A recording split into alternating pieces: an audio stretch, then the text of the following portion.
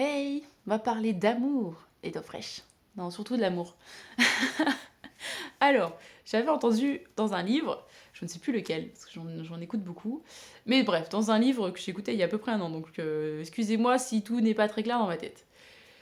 En gros, dans le langage de l'amour, il y a trois langages différents.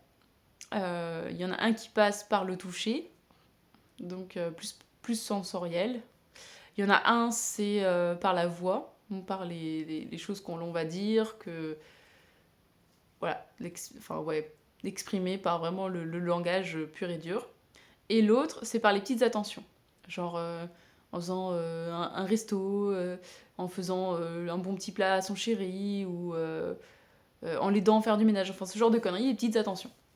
Et donc, dans le livre, il expliquait qu'au tout début, dans chaque relation, quand on dit tout est beau, tout est rose, tout est magnifique, en fait, au début, on utilise les trois formes de langage. On est à fond dans la séduction, et au moment de la séduction, on utilise ces trois formes de langage d'amour. On va être beaucoup euh, dans dire des je t'aime, t'es magnifique, t'es beau, t'es belle. Enfin voilà, on va dire beaucoup de compliments, on va donner beaucoup d'amour juste par la parole. On peut le dire en plus en caressant la personne, en lui faisant des papouilles, donc on va être aussi dans le toucher. Et on va être quand même plein d'attention envers cette personne, parce que réellement on est dans une séduction optimale. Et les deux vont être dans la même séduction, donc les deux vont utiliser les trois langages de l'amour, l'un envers l'autre. Et du coup, c'est pour ça que tout est magnifique au tout début d'une relation. C'est parce que, eh ben, on va donner, sans s'en rendre compte, on va donner à la personne qu'on aime la façon dont elle a besoin d'être aimée. Je sais pas si c'est clair, là, même moi je crois que je me suis perdue.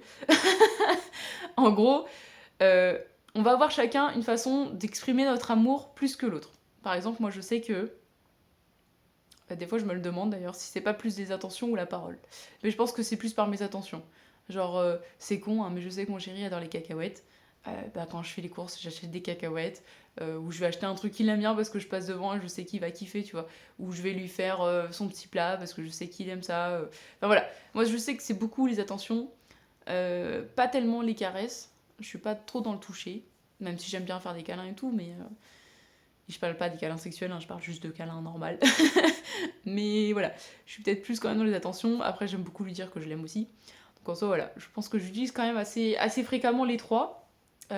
Surtout, peut-être depuis aussi que j'ai lu cette histoire. Euh, et voilà, on va utiliser quand même plus facilement un des trois comportements pour donner notre amour, pour montrer à l'autre qu'on l'aime. Une fois que l'idylle du début s'est arrêtée, on va utiliser quand même plus un des trois langages.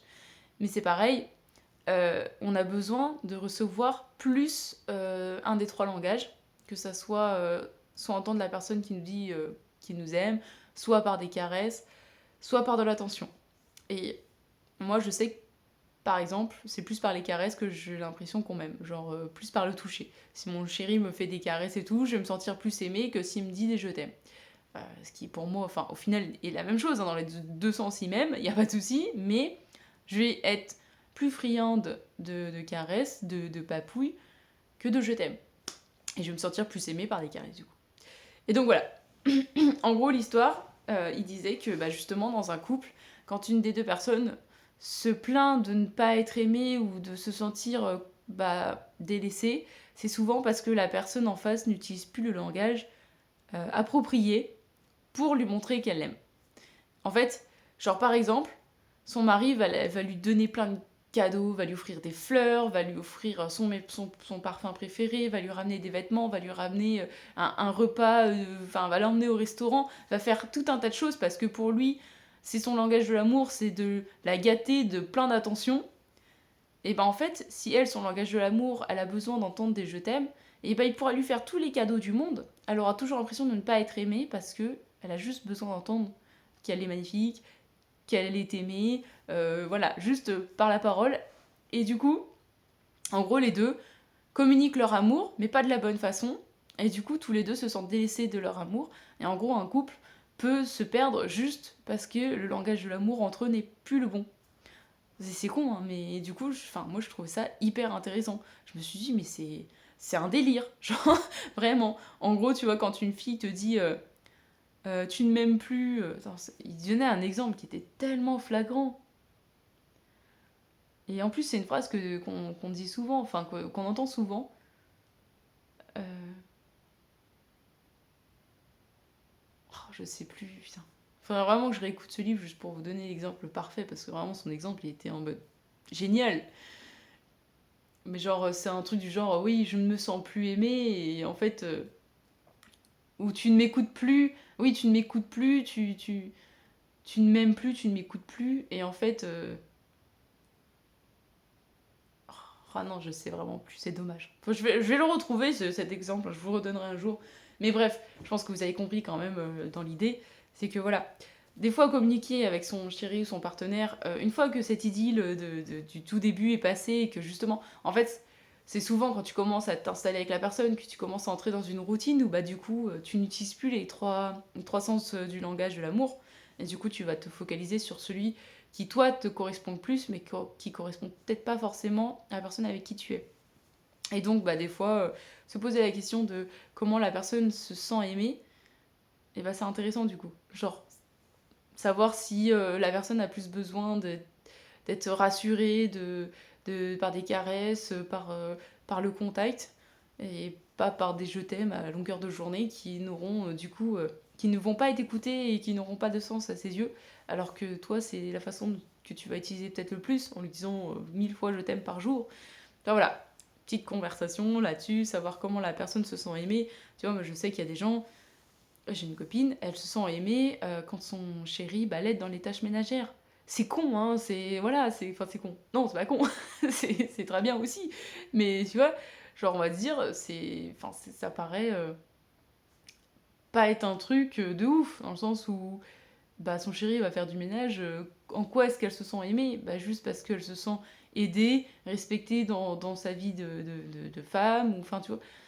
C'est on a chacun besoin de certaines choses. Moi, je sais que si mon chéri il m'aide dans les tâches ménagères, bon, je vais être contente, hein, mais en soi, c'est pas ça qui va me dire qu'il m'aime.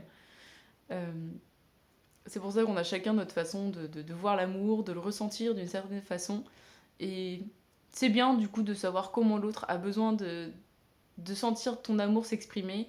Genre, s'il a besoin de petite attention, s'il a besoin d'un petit bouquet de fleurs par semaine, ou une connerie comme ça qui fait que bah, que ça lui fait du bien et que voilà, juste avoir un petit cadeau, petite attention de ta part pour se sentir aimé.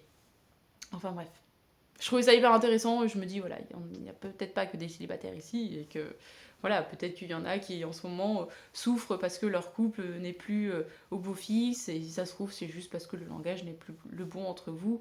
Et puis bah, peut-être essayer un autre langage, tu vois, si tu viens faire des caresses à ta chérie à longueur de journée et que bah, en ce moment ça va peut-être pas entre vous, bah c'est peut-être qu'elle a pas besoin de ça. Elle a peut-être besoin que tu offres un bouquet de fleurs, que tu fasses du ménage, que tu la ramènes au restaurant ou que tu lui dises qu'elle est belle et qu'elle est magnifique et que tu l'aimes et que c'est la femme de ta vie. Voilà. Vous essayerez, hein, vous me direz ce que vous en pensez aussi de cette théorie. Donc voilà, je vous fais des bisous et puis à la prochaine.